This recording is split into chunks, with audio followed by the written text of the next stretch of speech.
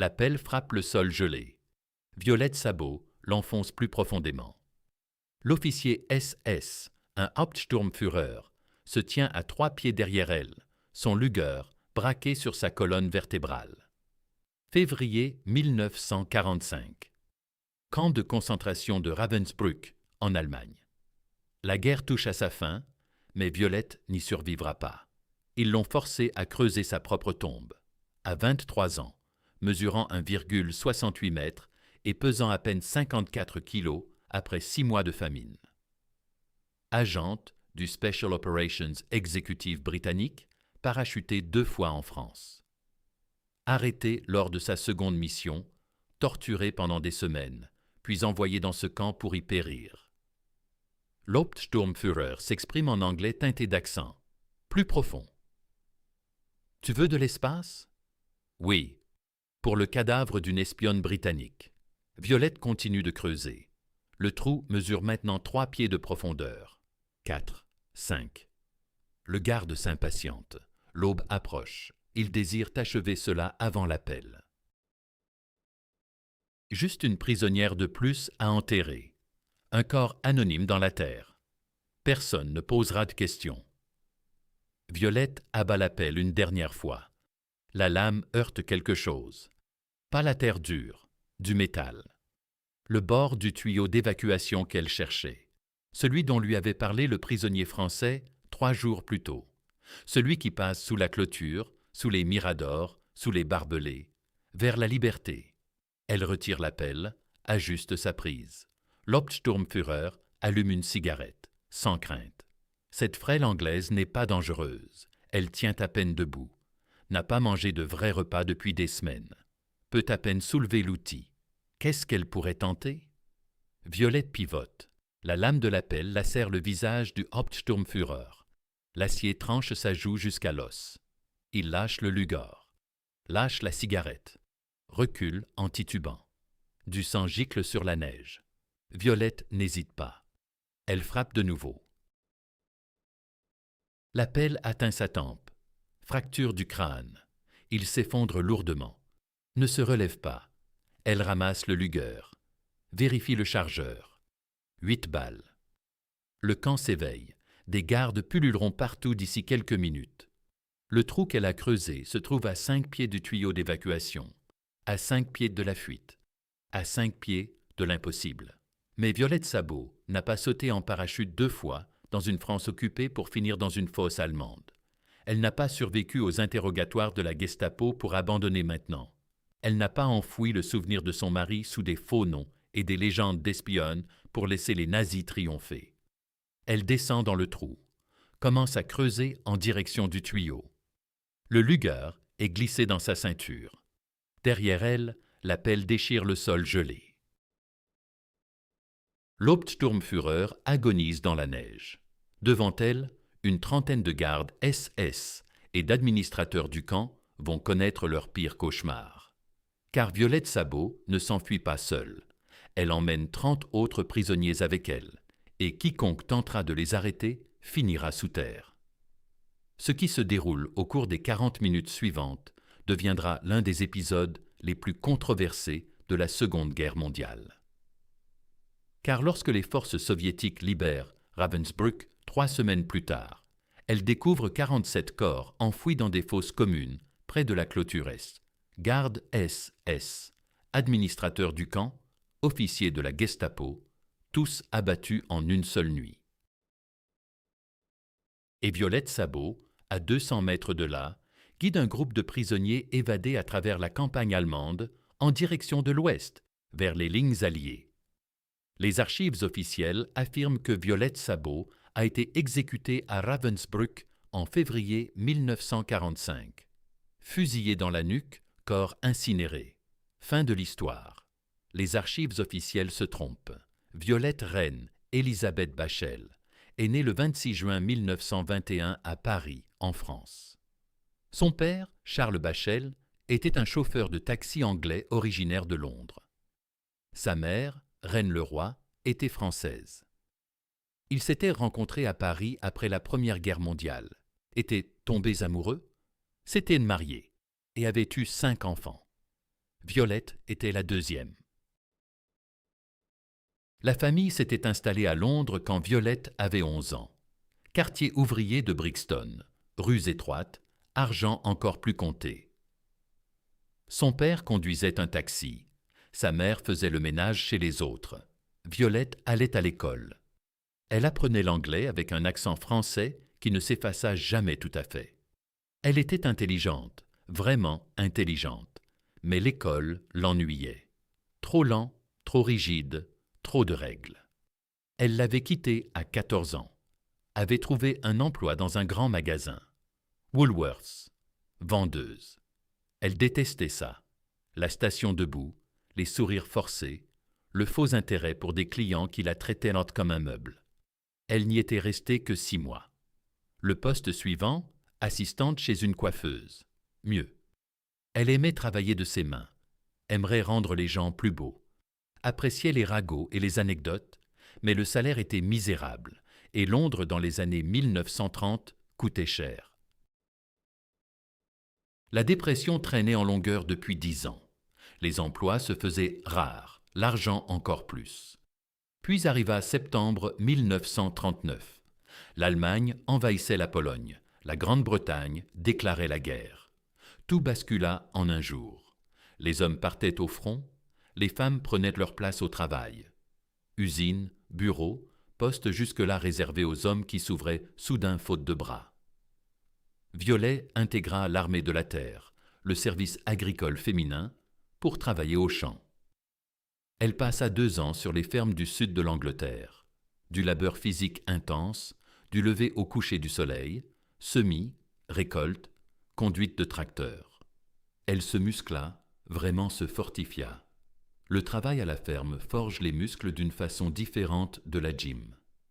Une force pratique, celle qui naît du port de balles de foin, de la lutte contre les poteaux de clôture et de journées de 12 heures par tous les temps. Le 14 juillet 1940, défilé de la fête nationale à Londres. Des soldats français avançaient aux côtés des forces françaises libres sous le commandement de Charles de Gaulle. La France avait capitulé face à l'Allemagne en juin. Ces hommes-là s'étaient évadés. Ils avaient rejeté la reddition. Ils avaient fui vers la Grande-Bretagne pour poursuivre le combat. Violette s'était rendue sur place pour assister au spectacle. À 19 ans, elle demeurait profondément française dans l'âme, malgré 8 années passées à Londres. Plantée sur le trottoir, elle observait le défilé des troupes françaises quand l'un d'eux croisa son regard. Étienne Chabot, de la Légion étrangère française, 28 ans, grand, cheveux noirs, vêtu d'une tenue d'apparat, d'origine hongroise mais français dans tous les fibres de son être. Il repéra Violette au sein de la foule, quitta les rangs, s'approcha, lui demanda son nom. Ils se marièrent 6 semaines plus tard, le 21 août 1940. Un mariage civil à Aldershot. Une cérémonie expéditive. Pas le loisir de rien de plus fastueux. Étienne partait bientôt pour l'Afrique du Nord, affronter Rommel, dans les sables du désert. Il disposait de 2 semaines de permission. Ils les passèrent ensemble, puis il disparut. Violette ne le revit jamais. Octobre 1942. Étienne trouva la mort à El Alamein, à la tête de son unité lors d'une charge contre les lignes allemandes. Touché à 3 reprises, il expira avant l'arrivée des secours. Il avait 30 ans. Leur union durait depuis 2 ans, mais ils n'avaient partagé que 3 mois au total. Le reste se résumait à des lettres, à de l'attente et à des espoirs. Violet reçut le télégramme le 2 novembre 1942. Elle avait 21 ans, enceinte de leur fille, veuve avant même ses 22 ans. La plupart des femmes se seraient effondrées, repliées sur leur chagrin, concentrées sur l'enfant, sur la simple survie. Sur la fin de la guerre et l'éducation solitaire d'un bambin. Violette choisit une autre voie. La rage l'envahit. Non le désespoir, ni la mélancolie. Une fureur glaciale, déterminée, un feu intérieur qui réclamait un but. Et ce but crevait les yeux. L'Allemagne, les nazis, la machine de guerre qui avait arraché Étienne à la vie. Elle aspirait à la vengeance, à les frapper comme on l'avait frappé, à les faire expier. Elle mit au monde sa fille Tania en juin 1943. L'abandonna aux soins des parents d'Étienne. Rejoignit Londres, se présenta au ministère de la Guerre. S'enquit de la manière de s'engager au combat. L'officier recruteur toisa cette veuve de 21 ans, mère d'un nourrisson de 2 mois, et imagina sans doute un poste de bureau, une salle d'archives, quelque chose de tranquille, adapté à une femme. Il se trompait lourdement. Le Special Operation Executive, idée de Churchill, né en juillet 1940, juste après la chute de la France. Le Premier ministre désirait du sabotage, des réseaux de résistance en Europe occupée. Il voulait embraser le continent par une guérilla incessante dans le dos des Allemands. Le SOE enrôlait des profils atypiques pour l'armée. Locuteurs de langues étrangères, individus d'origine étrangère, volontaires prêts à sauter en parachute sur le sol ennemi avec de faux papiers, des postes radio et des pilules de cyanure au cas où il serait pris. L'espérance de vie d'un agent SOE en France occupé tournait autour de 6 mois, au mieux. La plupart des candidats échouaient aux entraînements. Les épreuves physiques se montraient impitoyables, sauts en parachute, maniement des armes, combat à main nue, orientation, usage des radios, explosifs, techniques de résistance aux interrogatoires, et ce n'étaient que les fondations. La véritable formation touchait au psychisme. Saviez-vous mentir avec aplomb? Tenir une identité factice, sous la contrainte? Œil pour œil, tuer à main nue, si l'occasion l'exigeait? Avaler une capsule de cyanure, plutôt que de trahir sous la torture. Violette réussit tout, avec les meilleures notes. Les formateurs restèrent bouche bée. Cette petite veuve française surpassait des agents masculins 2 fois plus imposants. Elle tirait avec une précision redoutable, un don inné, affûté par un entraînement acharné. Elle s'orientait aux étoiles et aux repères naturels, montait et démontait un Sten-gun, les yeux bandés, éliminait en silence, au couteau ou à coups de poing. Mentait avec une telle authenticité que les instructeurs gobaient ses légendes. Mais ce qui la distinguait vraiment, c'étaient les tests psychologiques, l'entraînement à la résistance aux interrogatoires. Il simulait des arrestations. Des officiers Gestapo harcelaient les stagiaires, les menaçaient, les malmenaient parfois, pour déceler les faiblesses sous la pression. Violette ne céda jamais, pas une seule fois. Assise là, le regard éteint, elle ne lâchait rien. Nom, grade, histoire de couverture. Point final. Menaces, cris, gifles. Rien ne la faisait broncher, ni rompre le rôle, ni trahir la moindre peur. Un instructeur nota dans son rapport: cette femme n'éprouve aucune réaction de crainte. Soit elle est d'une bravoure exceptionnelle, soit elle se moque éperdument de survivre ou non. Dans un cas comme dans l'autre, elle excellera sur le terrain. Il avait vu juste sur tous les plans, sauf sur l'absence de peur. Violette tremblait chaque jour, chaque opération, à l'idée de sauter en parachute sur la France occupée. Mais la terreur ne la dominait pas. Elle la domptait, l'exploitait, la transformait en acuité sensorielle plutôt qu'en paralysie. Le 5 avril 1944, première mission de Violette, nom de code Céleste. But: évaluer les réseaux de résistance à Rouen, établir le contact avec les chefs locaux. Elle devait évaluer quels réseaux de résistance étaient fiables et lesquels avaient été infiltrés. La mission durait 3 semaines. Violette s'était parachutée en France à 2 heures du matin. Elle atterrit dans un champ au sud de Rouen. Elle enterra son parachute, enfila des vêtements civils et se transforma en Louise Renaud, une secrétaire française en route pour rendre visite à sa famille.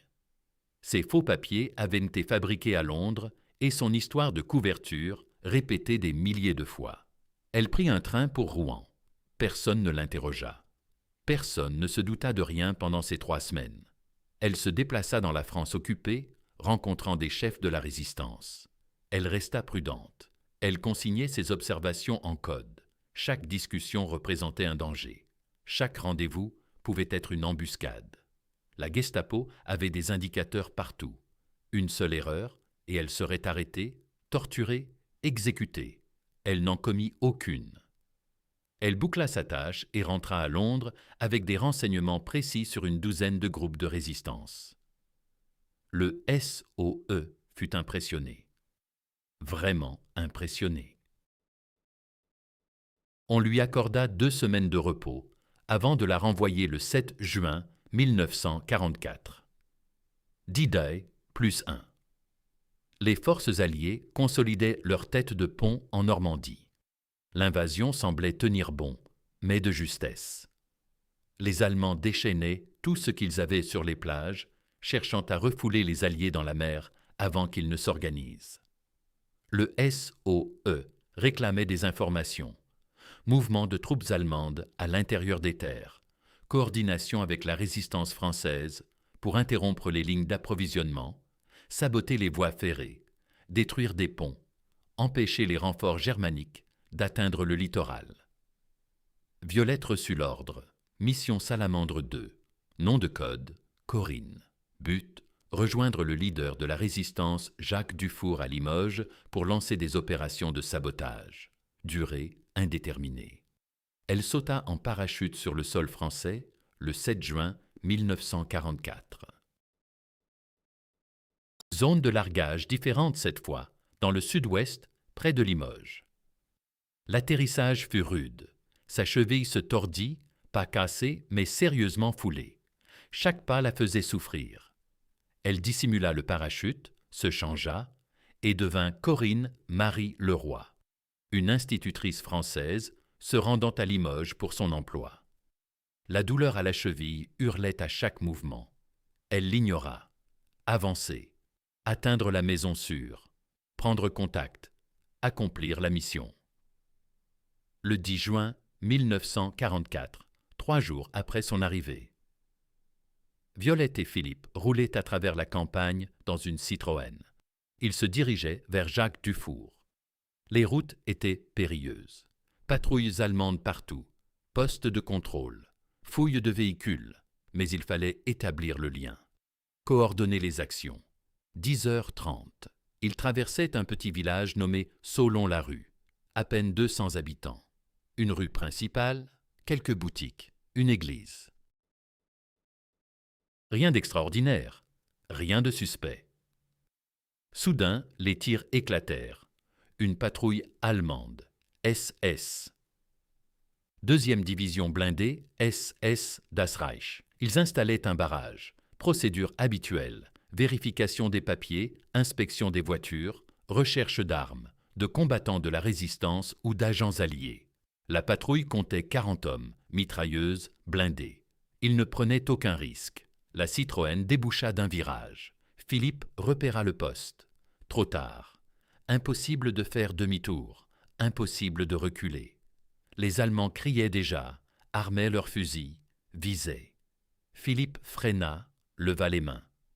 Routine. On est des civils français. On n'a rien à se reprocher. Montrer les papiers, répondre aux questions, passer. Sauf que Violette cachait un Sten sous son manteau et un pistolet dans son sac. Ces faux papiers ne résisteraient pas à un examen approfondi, et sa cheville foulée l'empêchait presque de marcher. Si on fouillait la voiture, c'était fini. Si on l'emmenait au quartier général pour l'interroger, c'était fini. Si on découvrait la radio dans le coffre, c'était fini. Elle décida en moins de 2 secondes. Elle sortit du véhicule, dégaina le Sten et tira. La première rafale abattit 2 SS qui traversèrent la rue. Ils s'effondrèrent lourdement. Les autres se précipitèrent à couvert, répliquèrent. Les balles s'abattirent sur la Citroën. Vitres pulvérisées.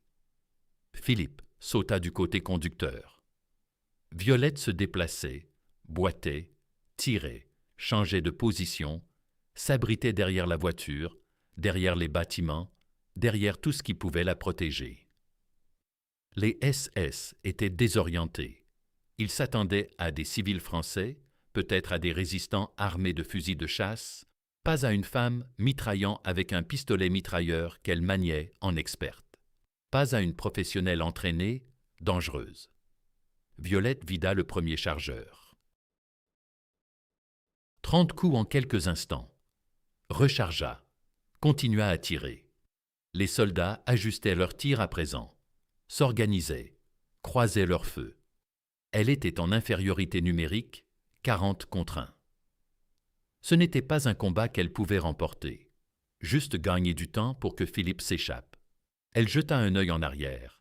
Philippe courait vers la lisière des arbres. Bien, il emportait les codes radio, les infos de contact. La mission pouvait se poursuivre sans elle. Il lui suffisait de lui offrir assez de temps. Elle lâcha une autre salve, se jeta derrière un muret de pierre. Les projectiles frôlaient, éclats de pierre au-dessus de sa tête. La cheville hurlait. Elle peinait à s'appuyer dessus. Peu importait. Continuez le combat. Il faut les obliger à se concentrer sur toi. Les éloigner de Philippe. 5 minutes. C'est la durée de l'affrontement. 5 minutes de tirs incessants. Violette face à 40 soldats SS. Elle en abat 4, en blesse 9 autres, immobilise tout le groupe, permettant à Philippe de s'évanouir dans la forêt. Puis ses munitions s'épuisent. Elle lâche le stand vide, dégaine son pistolet, tire 6 balles. Les SS s'approchent à présent. Prudent. Cette femme est mortelle. Ils ont perdu 4 hommes. 9 de plus sont touchés. Une seule petite bonne femme a réussi ça. Ils ne prennent aucun risque. Violette vise avec précision. Tire. Un SS s'effondre. 5 cartouches restantes. Elle tire de nouveau. Une autre touche. 4 en restent. Il se rapproche. L'encercle. Elle ne peut pas courir. À peine marcher. C'est fini. Voilà comment tout se termine. Elle lève le pistolet, cible le plus proche, appuie sur la détente. Clic. Raté. La cartouche est défectueuse. Pas de tir. Elle réessaie. Clic. Rien. Le pistolet est bloqué. Ou les munitions sont pourries, ou l'univers a jugé que ce jour-là, à cet instant précis, la chance de Violette Sabot s'évapore. Les SS la submergent. Arrache l'arme. La plaquent au sol. Main dans le dos.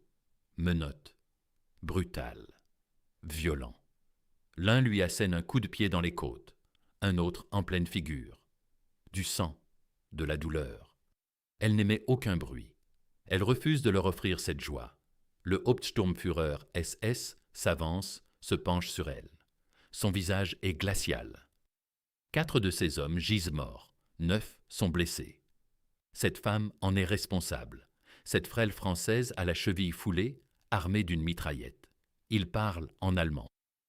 Tu viens de tuer des soldats SS. Tu sais ce que ça implique? Violette lève les yeux vers lui, le sang coulant de sa lèvre fendue. Elle répond en allemand impeccable. Ça veut dire que j'aurais aimé avoir plus de balles. Le visage du Hauptsturmführer s'empourpre. Il sort son Luger, le pointe sur sa tête, doigt sur la queue de détente. 2 livres de pression et le problème s'efface. Une partisane française de morte. Personne ne posera de questions, mais un autre officier l'interrompt. Attends, ce n'est pas une résistante française. Regarde-la. Son équipement d'entraînement. Elle est britannique. SOE. Londres voudra l'interroger. On peut l'exploiter. Le Hauptsturmführer abaisse l'arme. Embarquez-la lentement à l'avenue Foch. Laissez la Gestapo s'en charger. L'avenue Foch, siège de la Gestapo à Paris, où les agents SOE atterrissent pour être interrogés, où la plupart périssent. Les cris de la bagarre n'ont plus d'importance. Elle est prise. La mission est terminée. Philippe s'est échappé. C'est déjà ça. Le réseau tiendra. Les actes de sabotage perdureront. Elle a échoué, mais pas l'opération. Il roulait vers Paris. 5 heures. Violette est assise à l'arrière du camion, menottée, la cheville lancinante, songeant à Théna. Sa fille, âgée de 18 mois, élevée par ses grands-parents, ne connaîtra jamais sa mère, grandira en entendant des récits sur une femme morte en France contre les nazis. sauf que Violette n'a pas l'intention de mourir. 84 avenue Foch, quartier général de la Gestapo. Un bâtiment du XIXe siècle, façade élégante, intérieur d'enfer. La Gestapo y questionne les agents capturés, les combattants de la résistance, quiconque présente une valeur d'information. Le sous-sol abrite des cellules, des salles d'interrogatoire, une insonorisation, tout le matériel pour arracher des aveux. Ils conduisent Violette dans une cellule, exiguë, 2 mètres sur 2, sans fenêtre, un seau dans un coin, mur de pierre, porte en fer. Elle y passera la plupart des 3 mois suivants, isolée dans l'obscurité, avec pour seule compagnie ses pensées et les hurlements des autres geôles. Les interrogatoires débutent sans délai. Ils exigent des renseignements. Qui l'a envoyé? Quelle est sa tâche? Qui sont ses contacts? Où se trouvent les planques? Quels sont les codes radio? Violette leur sert son histoire de couverture. Corinne Marie Leroy, professeure de français en visite familiale, s'est emparée d'une arme pour se défendre au milieu du chaos. Point final. Mais non, elle n'est pas britannique. Pas SOE. Simplement une civile française au mauvais endroit, au mauvais moment. Il ne la croit pas, évidemment. Les profs de français ne descendent pas 4 SS au cours d'un échange de coups de feu. Les profs de français ne causent pas en allemand avec un accent britannique. Les profs de français n'arborent pas de cicatrices d'entraînement aux sauts en parachute et au maniement d'armes. L'interrogateur est un pro. La quarantaine, maigre, avec des lunettes, on dirait un comptable. Il l'était sans doute avant la guerre. Désormais, il arrache des secrets aux agents prisonniers. Il excelle, vraiment. Maîtrise toutes les méthodes, physiques, psychologiques, médicales. Il commence par des questions, seulement des questions, courtoises, presque amicales, lui proposant du thé, des cigarettes, entamant la conversation, créant un lien. L'objectif, la détendre, abaisser ses défenses, la faire parler. Une fois lancés, les gens continuent, lâchent ce qu'ils n'auraient pas dû. Violette ne pipe mot. Elle répète inlassablement la même couverture. Nom, identité factice, civile innocente. Rien de plus. L'interrogateur sourit, hoche la tête, pose d'autres questions, sous d'autres angles, cherchant les incohérences, les failles dans le récit. Aucune faille. Violet a répété ça 1000 fois. Chaque détail est impeccable. Chaque réponse colle. Elle maîtrise son identité de couverture mieux que sa véritable identité. Karen Riney. Le roi existe pleinement dans son esprit, plus tangible que Valais-Zabot, plus vivante que la veuve britannique avec sa petite fille. Au bout de 6 heures, l'interrogateur abandonne la courtoisie pour passer aux menaces, décrivant avec précision ce qui attend les agents du SOE qui refusent de coopérer. La torture, les camps, les exécutions, le tout expliqué dans les moindres détails médicaux. Il cherche à la faire visualiser la scène, à lui faire saisir l'horreur exacte qui l'attend si elle ne parle pas. Valet l'écoute, les yeux vides, sans un mot. L'interrogateur s'énerve, fait signe aux gardes. Ceux-ci la sortent de la chaise. On la force à se poster contre le mur, ses mains menottées au-dessus de la tête. On l'y laisse ainsi. Position de stress debout. Ses pieds touchent à peine le sol. Tout son poids repose sur ses poignets. La cheville foulée ne peut rien supporter. Elle reste suspendue là. Les minutes s'étirent en heures. La douleur monte crescendo. Poignets, épaules, dos, chevilles. Tout hurle. Le corps commence à lâcher. Les muscles tremblent. La vue se trouble. 8 heures. Il la laisse pendue pendant 8 heures. Puis il la détache. Elle s'effondre, incapable de se tenir debout, incapable de marcher. Il la traîne jusqu'à la cellule, la jette par terre, l'abandonne. Le lendemain, même routine. Questions, menaces, position de stress. Mais cette fois, ils ajoutent de l'eau glacée, la bombardent avec des lances à incendie, un jet d'eau congelante. Le choc est instantané, absolu. La température corporelle chute brutalement.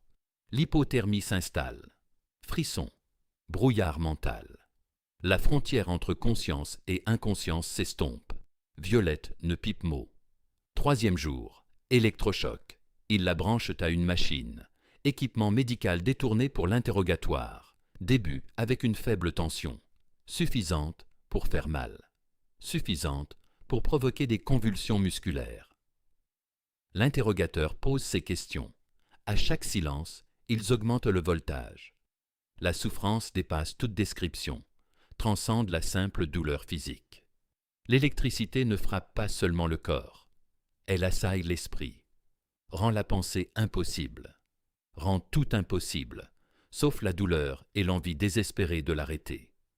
Il l'interroge sur les codes radio. Elle ne cède rien.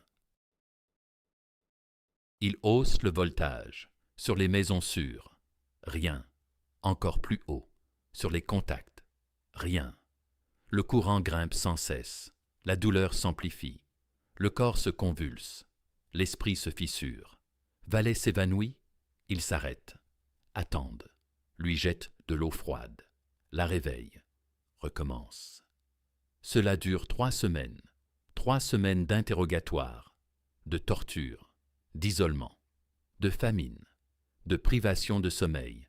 Tout l'arsenal gestapiste pour briser un être humain. Il le déploie sans retenue contre cette frêle femme britannique qui a abattu 4 de leurs soldats. Elle ne leur livre rien.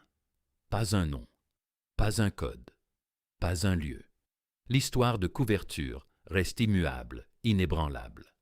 Corinne Rini-Leroy, professeur de français. Mauvais endroit, mauvais moment. L'interrogateur est désemparé, furieux, exaspéré. La plupart des agents craquent en quelques jours, 1 semaine au plus. Cette femme a tenu 3 semaines sans rien révéler d'utile. Soit c'est l'agent le mieux formé qu'ils aient croisé, soit elle ne sait vraiment rien. Mais il sent le mensonge, sait qu'elle est du SOE britannique, qu'elle détient des infos. Il n'arrive pas à la faire plier, et ça le rend fou. 4e semaine, ils font venir un spécialiste, officier gestapiste de Berlin, maître Ness, interrogatoire renforcé. Pas de questions inutiles. Il passe directement à la torture physique, méthodique, clinique. Il calcule précisément jusqu'où pousser le corps humain sans causer de lésions irréversibles, sans tuer. Il danse sur cette limite. Violet tient bon. C'est tout. Elle subit. Elle laisse la douleur surgir, déconnecte son esprit de sa chair, s'enfuit ailleurs, loin de la portée du tortionnaire. Elle pense à Tania, à Étienne, à la mission, à Phip qui s'est évadé, aux résistants encore actifs, aux sabotages qui se poursuivent, à la guerre gagnée pas à pas, acte après acte. Le spécialiste s'acharne sur elle pendant 1 semaine. À la fin, elle est physiquement brisée, os fracturés, dents arrachées, doigts luxés, corps zébré de brûlures, de coupures, d'échymoses. Mais mentalement, elle reste solide. Les secrets sont scellés, protégés, intacts. Le spécialiste capitule, informe la Gestapo qu'elle est inutile. Soit elle ignore tout, soit elle mourra avant de parler. Dans les 2 cas, 0 valeur pour le renseignement. Conseil. L'envoyer en camp. La laisser y crever. Épargner leur temps. En 1944, Violet est transférée au camp de concentration de Ravensbrück, un enfer pour femmes dans le nord de l'Allemagne, l'un des pires du système nazi. Elle monte dans un train avec 36 autres prisonnières femmes, politiques, résistantes, agentes du SOE, des combattantes appréhendées. Le voyage dure 3 jours, sans nourriture, sans eau, sans latrine, entassées dans un wagon à bestiaux bondé de femmes. Certaines pleurent, d'autres prient, d'autres se taisent. Violette s'assied dans un coin, rumine, ourdit des plans. La guerre n'est pas finie, la mission non plus. Elle est toujours en vie, toujours opérationnelle, toujours une menace. Ravensbrück n'est pas la fin. Ce n'est que le chapitre suivant. Le camp de concentration de Ravensbrück, situé à 50 miles au nord de Berlin, fondé en 1939 pour abriter 15 000 prisonnières, en dénombre actuellement 45 000 femmes et enfants. Prisonnières politiques, juives, résistantes, tous ceux que les nazis désirent faire disparaître. Les conditions y sont moyenâgeuses, sans hygiène, avec une nourriture minimale, des maladies partout, typhus, dysenterie, tuberculose. Les femmes meurent chaque jour. Les corps sont incinérés au crématoire. La fumée ne cesse jamais de s'élever. Violette arrive en août 1944. Elle a 23 ans, pèse à peine 95 livres, avec des os mal ressoudés, des dents manquantes, des cicatrices. Mais elle est vivante. Les gardes SS la traitent à l'arrivée. Ils lui rasent la tête, lui ôtent ses vêtements, lui remettent un uniforme rayé de prisonnière, lui attribuent un numéro, simple prisonnière 93-52. On l'envoie au bloc 32, le bloc des punitions, où finissent les éléments turbulents. Résistante, agitateur politique, femme qui refuse de plier. Les conditions y sont pires que dans les baraquements ordinaires. Moins de rations, plus de coups, un labeur plus éreintant. L'objectif est clair, les achever à la tâche. La plupart ne tiennent que 6 mois, peut-être. Violette en tiendra 6, mais pas comme les SS l'imaginent. Elle ne cède pas, ne s'assagit pas, n'accepte rien. Elle combat jour après jour, par de petites actions, en sabotant les corvées, en cachant de la nourriture pour les plus faibles, en fomentant la résistance, en entretenant l'espoir. Elle se lie d'amitié. Denise Bloch, une autre agente de l'SOE, capturée 3 mois après elle, française formée à Londres. Même genre de mission, même torture. Même transfert à Ravensbrück. Elles se reconnaissent sur le champ. On leur a appris à s'identifier par des signaux discrets, des manières de se déplacer ou de parler. Denise et Violette se rapprochent. Elles partagent leur nourriture, leurs renseignements, leurs projets, car elles préparent une évasion. Depuis leur arrivée, la plupart des prisonnières n'envisagent pas de s'évader. Trop risqué, trop ardu. Les gardes abattent les fuyardes sur place. Même en franchissant les barbelés, on est en Allemagne, au cœur du territoire ennemi. Pas d'échappatoire, pas de cachette. Mieux vaut survivre au camp, attendre la libération, espérer que les Alliés arrivent avant la mort. Violet ne raisonne pas ainsi. Jamais. Attendre, c'est crever. Le camp les tue à petit feu, famine, épidémie, usure. Si elles patientent pour la libération, elles seront mortes avant l'arrivée des Alliés. Fuir reste la seule issue. Dangereuse? Sans doute. Impossible? Probable. Mais bien préférable à périr dans ce lieu. Absolument. Elle commence à collecter des informations, disposition des clôtures, rotation des gardes, horaire des corvées, failles dans la surveillance. C'est sa formation, ramassage de renseignements, repérage de schémas, détection de vulnérabilités exploitables. Les gardes SS la croient brisée, la voient comme une prisonnière moribonde, de plus. Erreur. En janvier 1945, une prisonnière française nommée Odette arrive au bloc 32.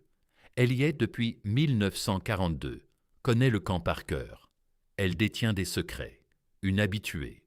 Violet gagne sa confiance, ça prend des semaines. Odette se méfie.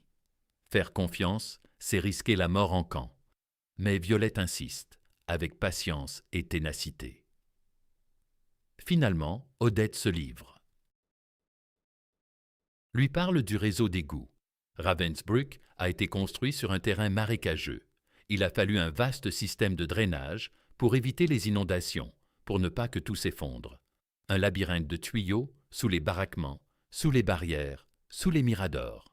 La plupart sont trop étroits pour un corps humain, mais pas tous. Certains sont assez larges, si on sait où chercher. Odette trace une carte dans la boue. Elle montre à Violette. Ici, un tuyau de drainage près du bloc 32. Il passe sous la clôture est, débouche dans la forêt, à environ 200 yards au-delà des barbelés. Les gardes l'ignorent, car ils ne se doutent pas qu'il est assez grand pour une personne. Si on accède au tuyau, on pourrait ramper à travers et s'évanouir dans les bois. Le souci, c'est l'accès. Il est enterré à 5 pieds sous terre. Il faudrait creuser dans un sol gelé, en hiver, sans outils, sans alerter les gardes. Mission impossible. Violet ne le voit pas comme ça. Difficile, oui, mais pas insurmontable. Une énorme différence. Elle élabore un plan. Les corvées impliquent parfois des pelles pour creuser des latrines, des fossés de drainage, des tombes. Si elle décroche une affectation à la fouille de tombe, elle pourrait se placer près du tuyau, creuser jusqu'à lui, en profitant du désordre d'une équipe de travail. Mais les détails de tombe ne se présentent qu'après une exécution de masse, quand les SS fusillent 20 ou 30 prisonnières d'un coup et requièrent des fosses rapides. Ces événements ne sont pas programmés, impossibles à anticiper. Violette devrait guetter une exécution, espérer être choisie pour l'enterrement et que ça se passe près du tuyau de drainage. Trop d'inconnus, trop de hasard. Puis, en février 1945, les SS lancent des exécutions de prisonnières, non plus au hasard, mais de façon méthodique. Ils effacent les traces. L'armée rouge avance de l'Est, les alliés du Ouest. L'Allemagne est en train de perdre. Tout le monde le sait. Les SS savent qu'ils devront répondre des camps, des assassinats, de tout. Alors, ils se mettent à éliminer celles qui pourraient témoigner. Prisonnières politiques, résistantes. Les agents du SOE, tous ceux qui en savent trop, tous ceux qui pourraient réchapper pour raconter leur histoire. Ils visent tout le monde. Le nom de Violette figure sur la liste des exécutions. Prisonnière numéro 93 1502. L'exécution est fixée au 5 février, une seule journée à vivre. Les gardes l'annoncent avec un plaisir évident. Violette ne s'affole pas, elle ne s'effondre pas. Elle refuse de se résigner. Elle cherche Denise. Elle trouve Odette. Elle leur explique ce qui se trame cette nuit-là. L'exécution aura lieu demain matin. On l'emmènera creuser sa propre tombe. C'est là que se présentera l'occasion. Notre occasion à toutes. Denise et Odette la dévisagent. Cote 2. Peut-être, mais de toute façon, je suis morte pour demain. Préférez-vous périr en tentant de vous évader ou agenouiller devant un peloton d'exécution SS? Elles n'ont rien à répliquer. Le 5 février 1945, 4h30. Les gardes viennent chercher Violette. 2 soldats SS. Sans un mot, ils lui saisissent les bras et la traînent hors du bloc 32. Il fait encore nuit, un froid glacial, de la neige au sol. Les autres prisonnières observent en silence. Une exécution de plus. Une femme de moins. Elles en ont vu des centaines. Les gardes la conduisent à un hangar à outils. Ils lui tendent une pelle. Ils désignent un endroit près de la clôture est. Creuse. Rends-la profonde. Dans 1 heure, tu y entreras. Le Hauptsturmführer surveille l'opération. Le même qui l'a inscrite sur la liste. Il porte un Luger, fume une cigarette, contemple la scène avec délectation. Cette espionne britannique qui a oxy des soldats SS, voilà qu'elle creuse sa propre sépulture. Poésie. Violet empoigne la pelle, l'enfonce dans le sol gelé. La lame à peine s'y enfonce. La terre est dure comme la pierre. Elle se place avec précision. Le tuyau d'évacuation se trouve à 5 pieds sous la surface. Elle a calculé l'emplacement d'après la carte d'Odette. Si elle se trompe, cela prendra des heures. Tant pis. Et si le tuyau est plus étroit qu'annoncé? Si une 50aine de gardes repèrent son manège avant qu'elle soit prête? Trop d'incertitudes.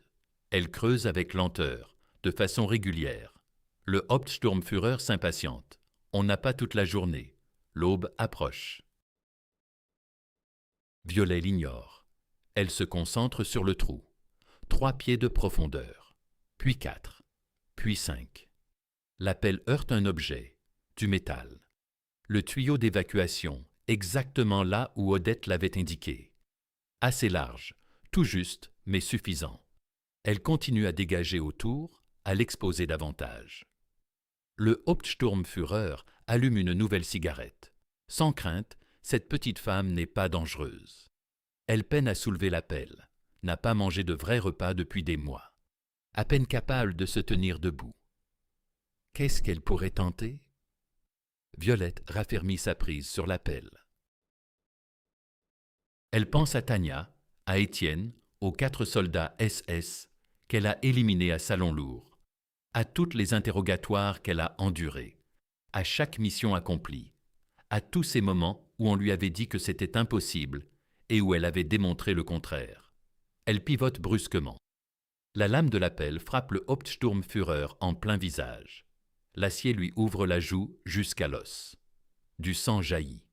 Il lâche le Luger, lâche la cigarette, recule en titubant. Violette n'hésite pas. Elle frappe de nouveau, à la tempe. Il ne se relèvera pas. Jamais. Elle s'empare du Luger, vérifie le chargeur, 8 balles. Elle jette un œil vers le camp.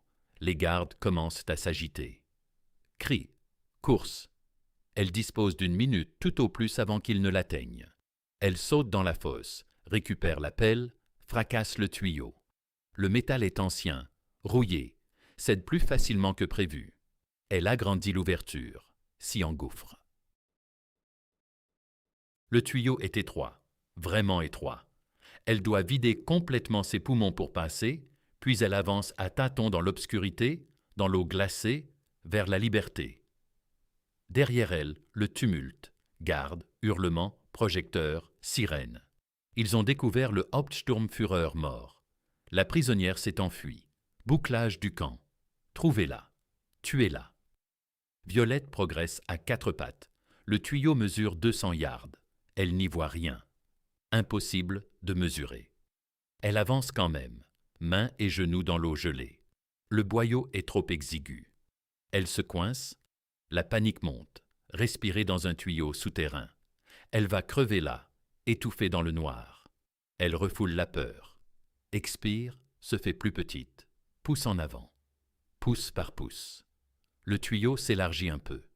Elle peut de nouveau bouger. Elle continue, les mains en sang, les genoux en sang. L'eau glacée imprègne ses vêtements. Peu importe. Avancer vers la liberté. Elle aperçoit une lueur, faible devant.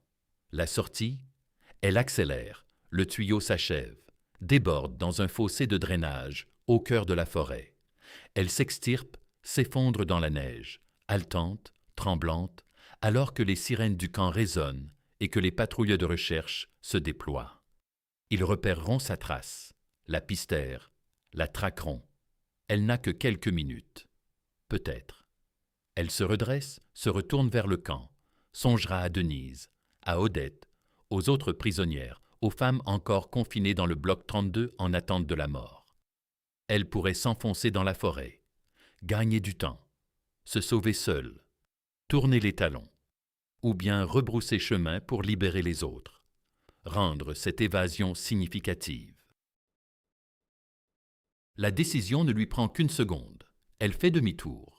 Violette progresse à travers la forêt qui encercle le camp. Le Luger est serré dans sa main.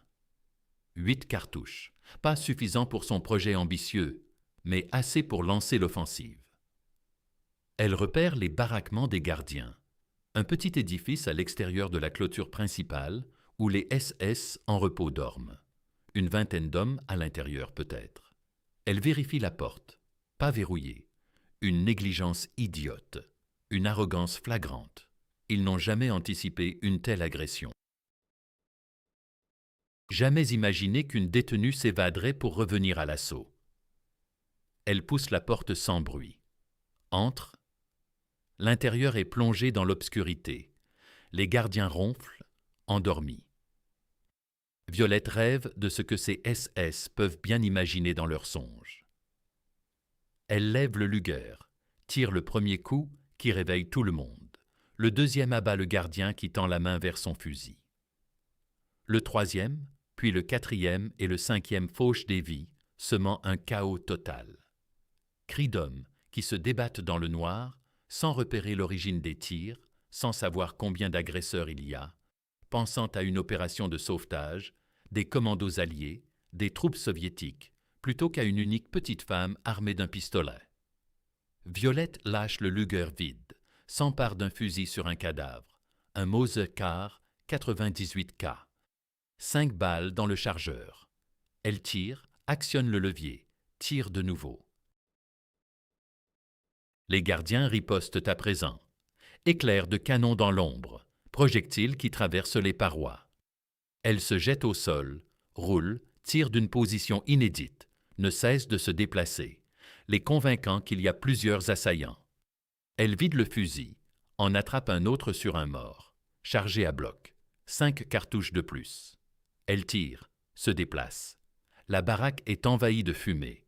Poudre à canon, sang, hurlements. La moitié des gardiens gisent sans vie. Les autres sont cloués sur place, affolés. Rien de tel n'était prévu. Les prisonniers n'attaquent pas.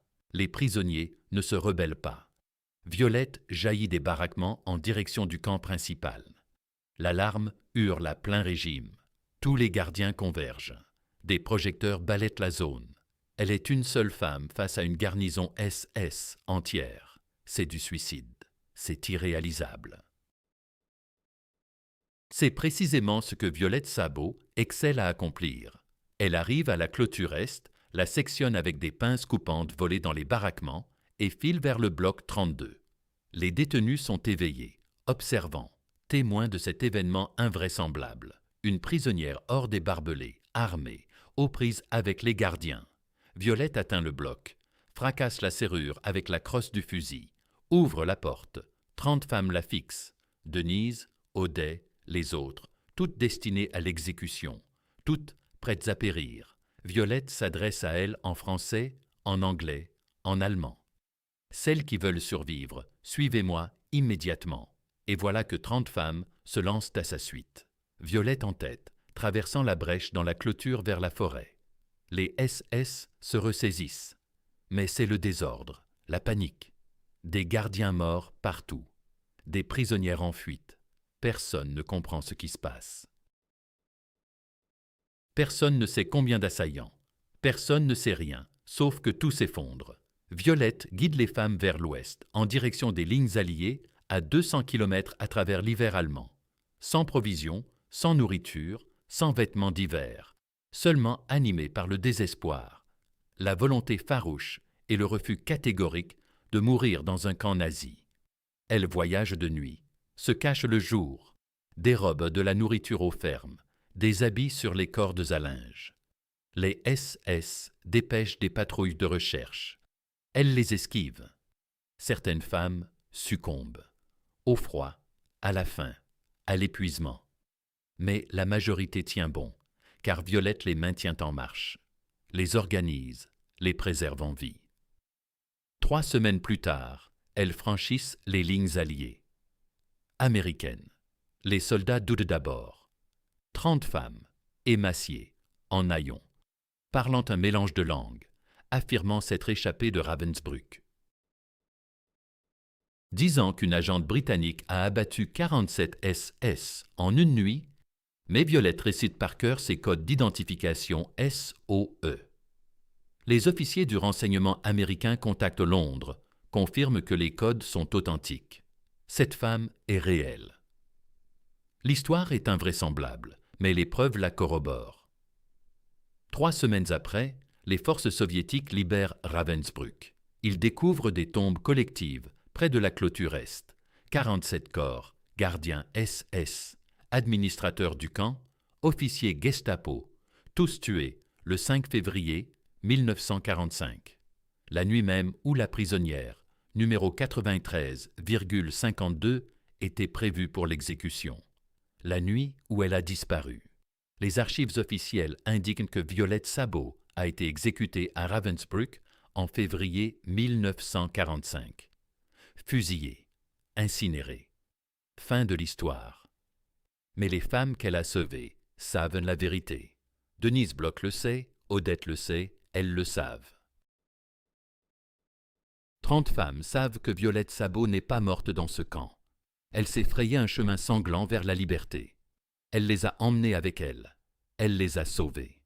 le 17 décembre 1946, à Buckingham Palace. Le roi George VI décerne à titre posthume la George Cross à Violette Sabot.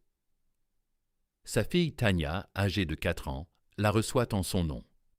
La citation déclare « Elle a été parachutée en France en avril 1944 et a mené des missions avec distinction. Capturée en juin 1944, elle a fait preuve d'un courage exceptionnel. » Elle n'évoque pas les 4 soldats SS tués à Salon de Provence. N'évoque pas les 3 semaines de torture infligées par la Gestapo. N'évoque pas l'évasion de Ravensbrück. N'évoque pas les 47 morts. Officiellement, c'est ainsi. Ces événements n'ont jamais eu lieu. Officiellement, Violette Sabot est morte dans un camp de concentration. Une victime, une martyre, une héroïne qui a péri avec bravoure.